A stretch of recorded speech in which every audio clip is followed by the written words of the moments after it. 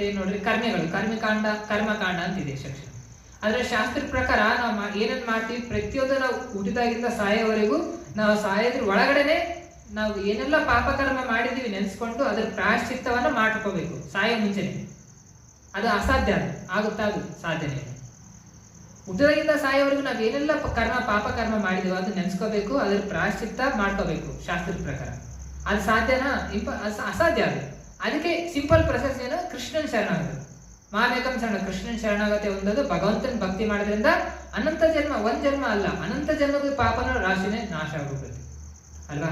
ಅದಕ್ಕೆ ಇದು ಬಹಳ ಮುಖ್ಯ. ಅದಕ್ಕೆ ಮಾಮೇಕಂ, ಭಗವಂತನ ಒಂದೇ ಶರಣಾಗೋದ್ರಿಂದ ಎಲ್ಲಾ ಪಾಪ ಇದೇ ಅಸೂರೆನ್ಸ್ ಬೇರೆ ಯಾವ ದೇವಾಲಯಗಳು ಕೊಡಕ್ಕಾಗೋದಿಲ್ಲ. ಇನ್ನ ಯಾರು ಈ ಮಾತನ್ನ ಹೇಳಕ್ಕೆ ಸಾಧ್ಯ ಇಲ್ಲ ಅಲ್ವಾ. ಯಾರು ಹೇಳ್ತಾರೆ ಈ ಮಾತನ್ನ? ಯಾರು ಓನರ್ ಇರ್ತಾರೋ ಅದೇ. ಫಾರ್ ಎಕ್ಸಾಂಪಲ್ ನೀವು ಯಾವ್ದೋ ದೊಡ್ಡ ಕಂಪನಿಗೆ ಹೋಗ್ತೀರಿ, ಬಾಸ್ ಇರ್ತಾರೆ,